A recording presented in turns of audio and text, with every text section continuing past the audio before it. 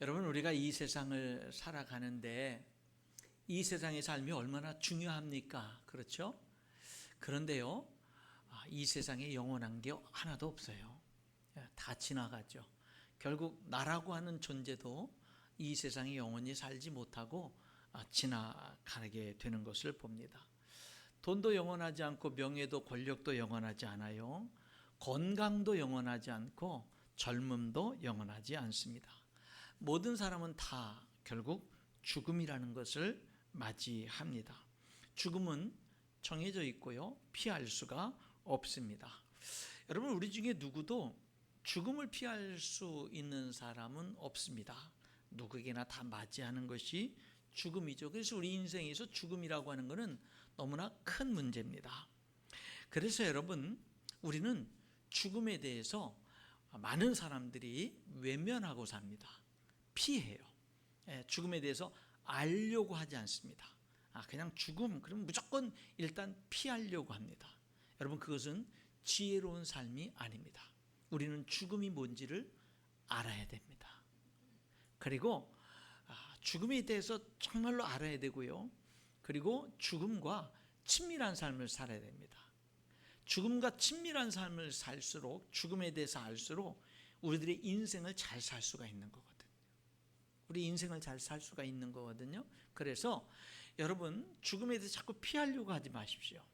죽음을 자꾸 외면하려고 하지 마십시오. 그냥 죽음에 대해서 자꾸 그냥 이렇게 덮어버리려고 하지 마십시오.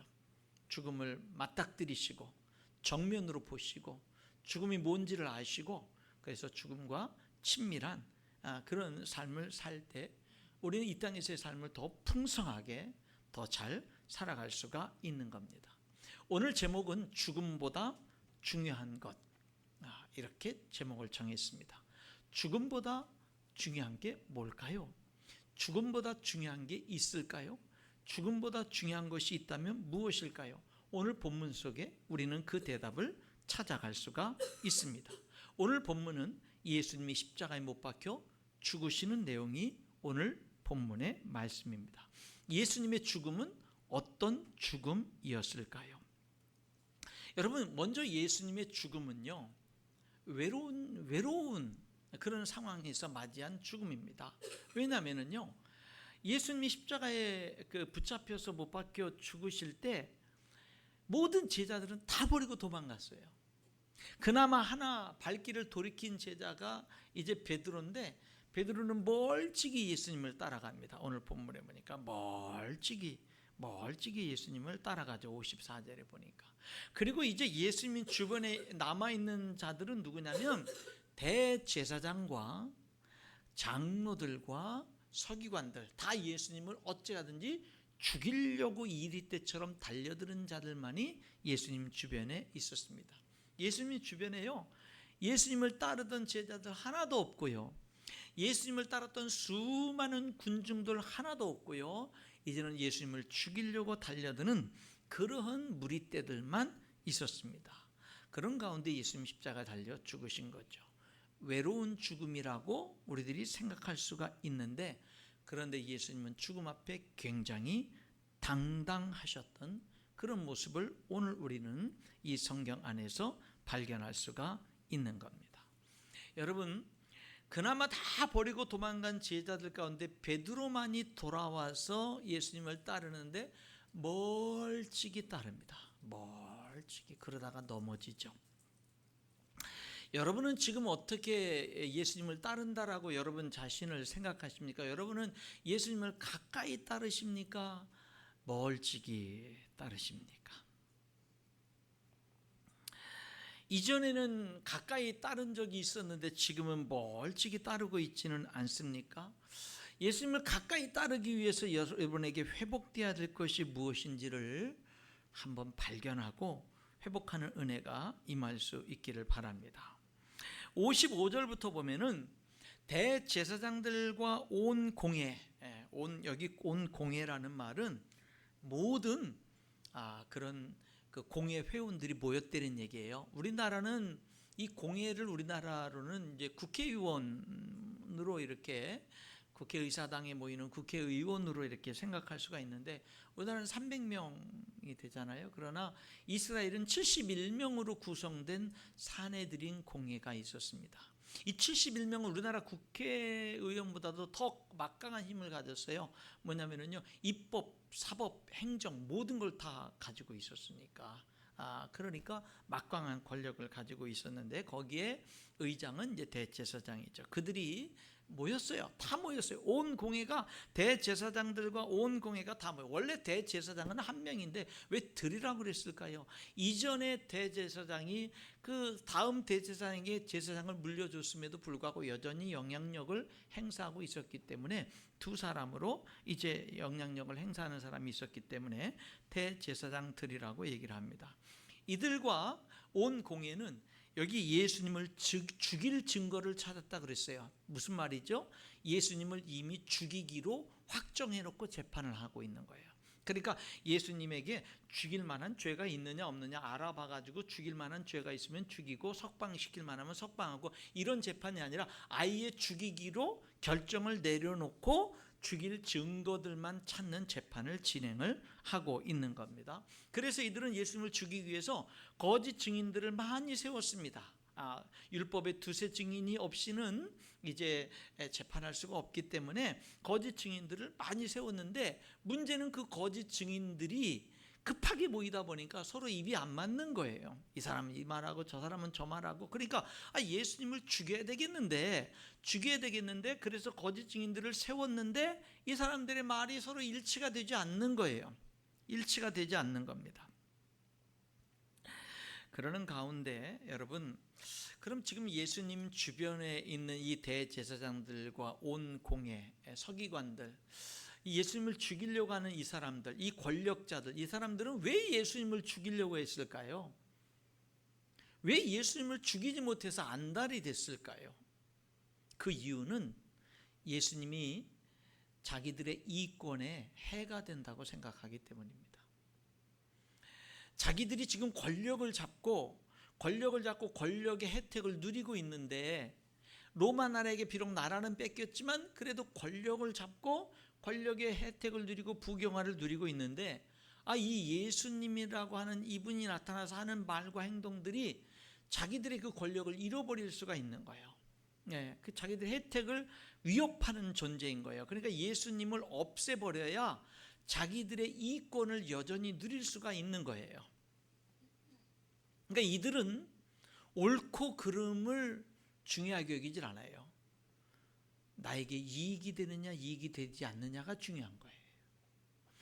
여러분도 그렇게 살아갈 수가 있을 수 있습니다. 여러분들도 정말 하나님 앞에서 무엇이 옳은 삶이냐, 무엇이 그릇된 삶이냐 이런 것보다도 무엇이 나에게 유익한 삶이냐, 복이 되는 삶이냐, 돈을 많이 버는 삶이냐 이것을 더 중요시 여기고 살아갈 수가 있잖아요. 여기 예수님을 십자가에 못 박아 죽이는 사람들이 다 그런 가치관을 가지고 살았다는 거예요.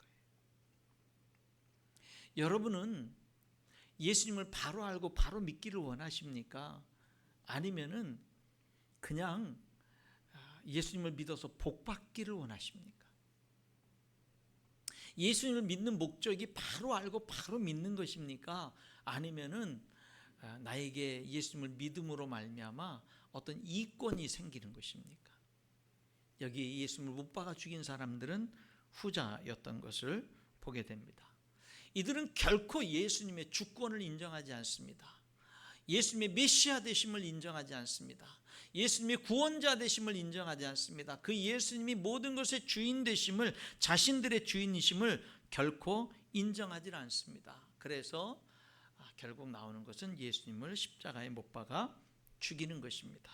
그런데 거짓 증인들을 많이 세워도 말이 안 맞는 거예요. 입이 안 맞는 거예요.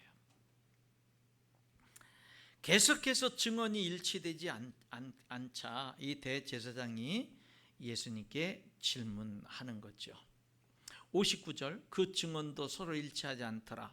60절 대제사장이 가운데 일어서서 예수께 물어 이르되 너는 아무 대답도 없느냐. 이 사람들이 너를 치는 증거가 어떠하냐 하되 침묵하고 아무 대답도 아니하시고. 예수님은요 아무리 해도 아무리 거짓 증언으로 예수님을 정죄해도 대답을 안 하는 거예요. 그러니까 대제사장이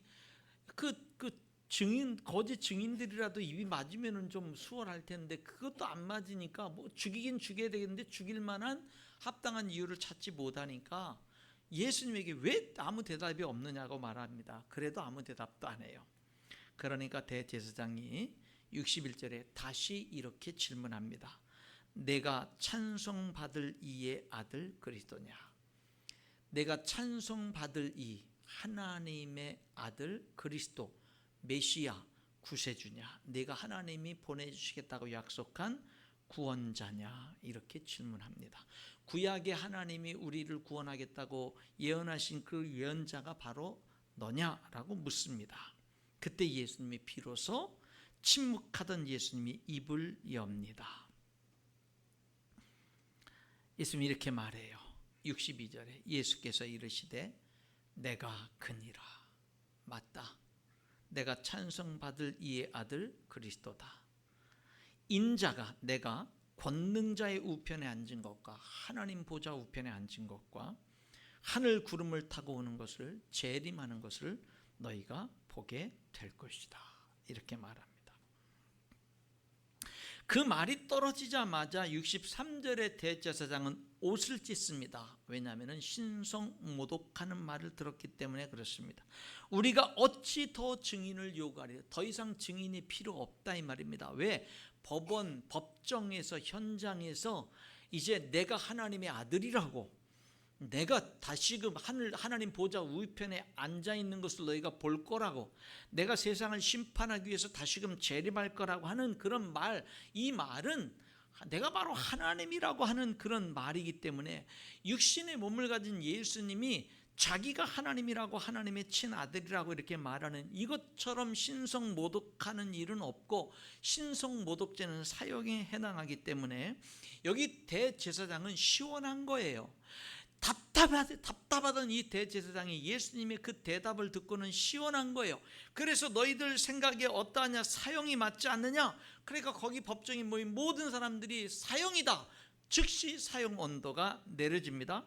그리고 사형 언도가 내려지자마자 상황은 급변합니다. 65절에 어떤 사람은 그에게 침뱉고 예수님에게 침뱉고 얼굴을 가리고 주먹으로 치고 손바닥으로 때리고 선지자 노릇을 하라고 하면서 조롱을 하게 되는 모습을 보게 되는 겁니다. 여러분 오늘 제목이 뭐라고 그랬죠? 죽음보다 중요한 거. 여러분 오늘 우리들은 살아가는데 죽음이 우리 인생에 얼마나 중요한지 몰라요. 죽음이 얼마나 중요한지 몰라요. 그런데 오늘 여기 예수님은요, 그냥 차라리 저는 이 성경을 읽을 때마다 차라리 여기서 예수님이 침묵하시지, 계속 침묵을 이어가시지. 그 말씀 한마디에서 즉시 상황이 급변해서 죽음으로 내몰리는 이런 상황. 예수님은요, 그 말씀을 하시면 죽게 될 걸 몰랐을까요?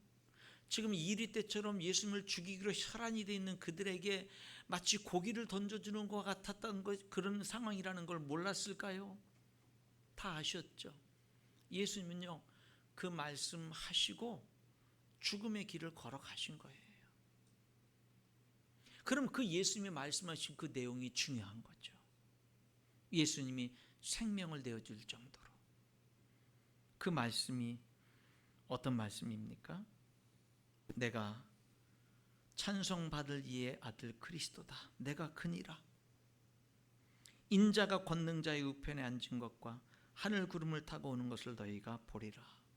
이 말씀이, 이 진리가 죽음보다 중요한 내용을 담고 있는 겁니다. 이 말씀을 하시고 예수님은 십자가 죽음의 길을 걸어가셨습니다. 예수님은 살기 위해서 몸부림치지 않았습니다. 예수님에게는 죽음보다 더 중요한 것이 있었던 것입니다. 여러분, 그렇다면 이건 무슨 뜻일까요? 내가 크니라, 인자가 권능자의 우편에 앉은 것과 하늘 구름을 타고 오는 것을 너희가 보리라. 이 죽음을 초월하는 이 말씀을 우리가 확실히 믿어야 되는데, 이 말씀의 뜻은 뭘까요? 내가 그니라, 내가 너희를 죄로부터 영원히 구원할 구원자, 유일한 구원자가 바로 나다라고 하는 말입니다.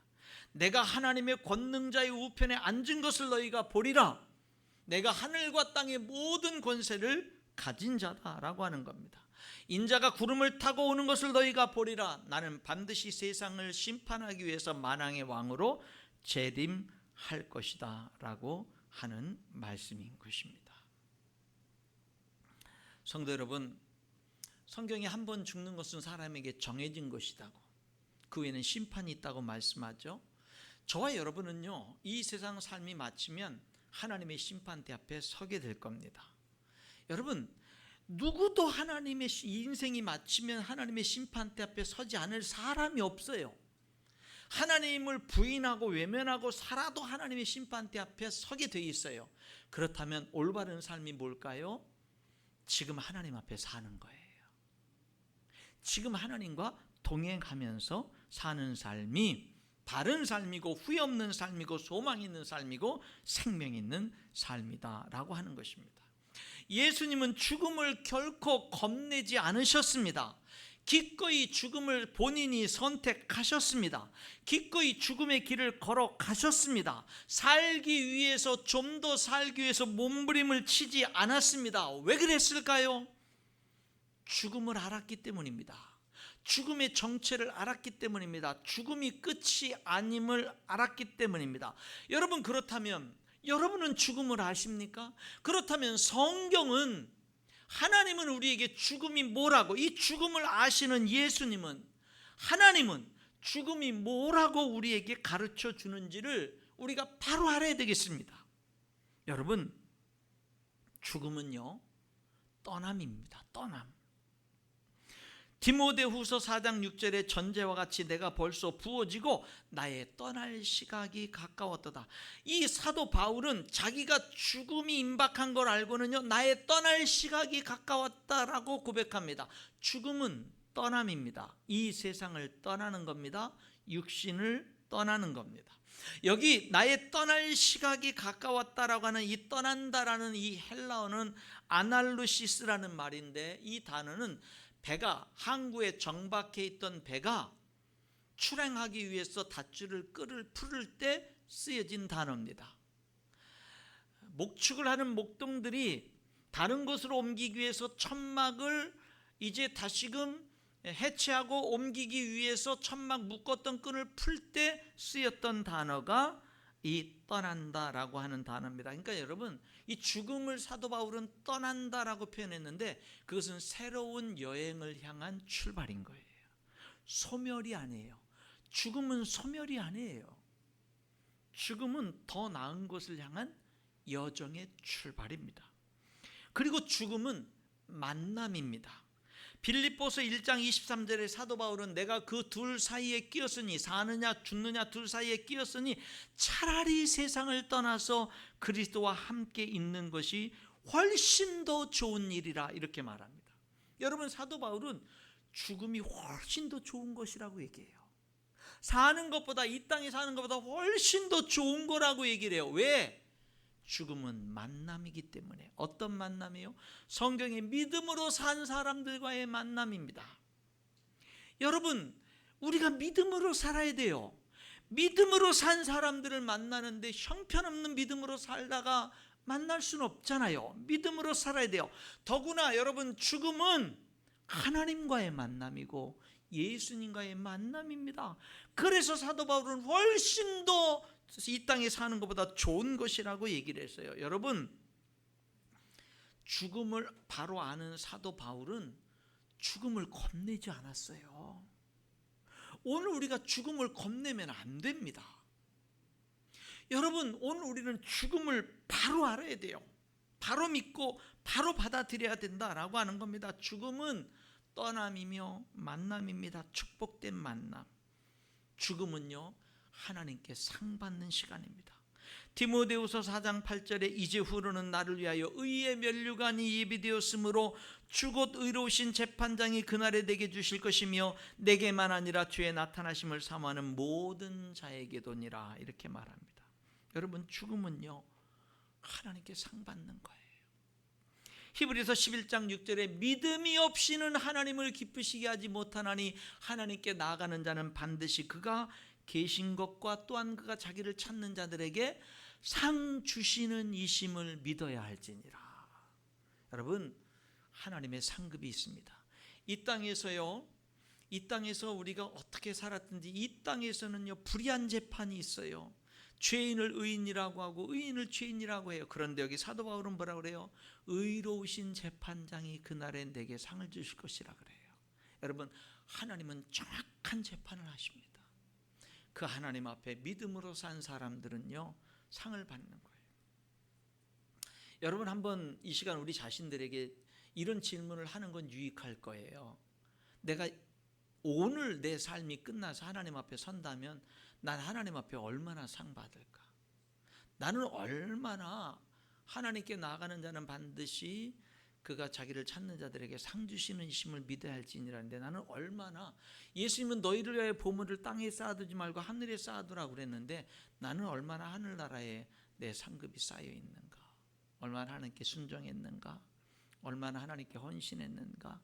얼마나 예수님의 이름으로 연약한 자들을 섬겼는가? 우리가 한번 돌이켜 봐야 되는 거예요. 여러분, 사도 바울은요, 죽음을 겁내지 않았어요. 다윗은 뭐라고 하는지 아십니까? 시편 23편 4절에서 내가 사망의 음침한 골짜기로 다닐지라도 해를 두려워하지 않을 것은 주께서 나와 함께 하십니다. 다윗도 죽음을 알았어요.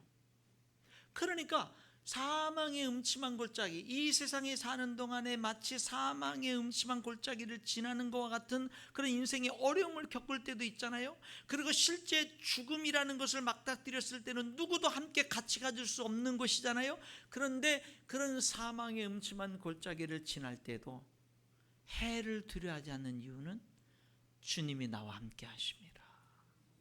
이것이 죽음을 알았던 다윗의 고백인 것입니다.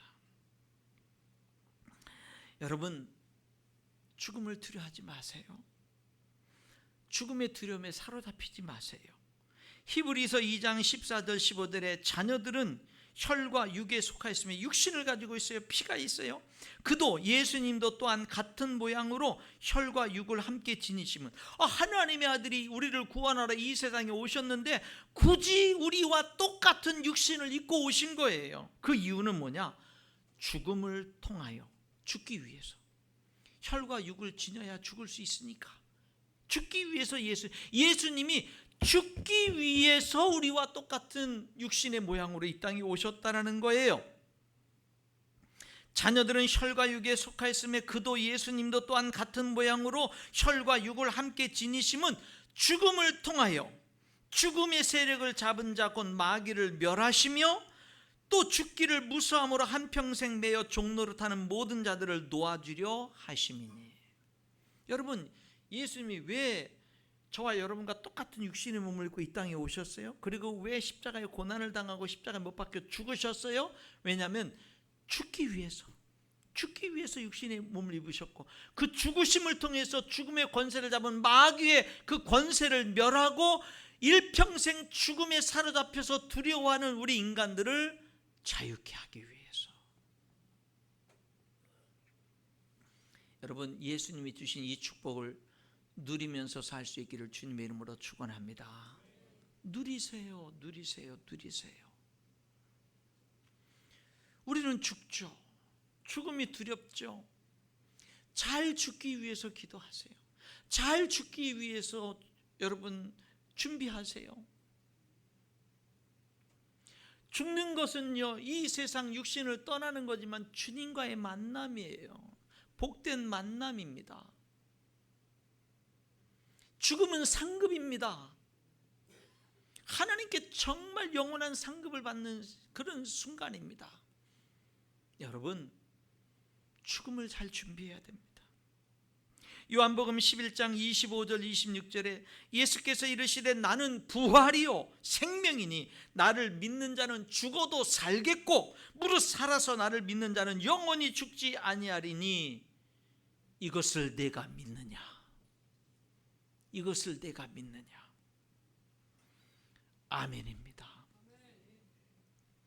로마서 8장 38, 39절에 내가 확신하노니 사망이나 생명이나 천사들이나 권세자들이나 현재일이나 장래일이나 높음이나 깊음이나 다른 어떤 피조물이라도 우리를 우리 주 그리스도 예수 안에 있는 하나님의 사랑에서 끊을 수 없으리라. 죽음도 장래일도 우리를 사랑하시는 하나님의 사랑에서 끊을 수 없다 이 말입니다. 우리가 예수 안에 있는 한, 우리 주 그리스도 예수 안에 있는 하나님의 사랑에서 끊을 수 없으리라. 여러분, 죽음에 매여 살지 마세요. 하나님이, 예수님이 죽음을 통해서 주신 이 축복을 누리면서 사세요. 물론 여러분, 그렇다고 우리가 빨리 죽으라는 말이 아닙니다. 여러분, 우리는 이 세상에 주님이 주신 생명을 사는 할 수 있는 한 오래 살 수 있는 한 오래 살고, 할 수 있는 한 건강하게 살 수 있는 한 건강하고, 그것을 위해서 최선을 다하는 건 옳은 거예요. 그러나 죽음에 매이지 마세요. 죽음의 공포에 사로잡히지 마세요. 죽음을 하나님께 맡기세요. 죽음에 자유하세요. 죽음은 축복이에요. 죽음은 떠남이지만, 육체를 떠나고 세상을 떠나는 거지만 그게 죽음의 전부가 아니에요. 죽음은 축복의 만남이에요. 상급이라고요. 영원한 상급이라고요. 이 세상의 삶이 의미 없다라는 말이 아닙니다. 이 세상의 삶이 끝이 아니라는 말이에요. 예수님 안에서는 죽음조차도 소망이고 생명이고 여러분 축복이라는 말입니다. 사랑하는 성도 여러분, 우리는요 죽음을 알아야 돼요. 죽음을 마주 대해야 돼요. 그리고 준비해야 돼요. 잘 이 세상의 삶을 맞춰야 돼요.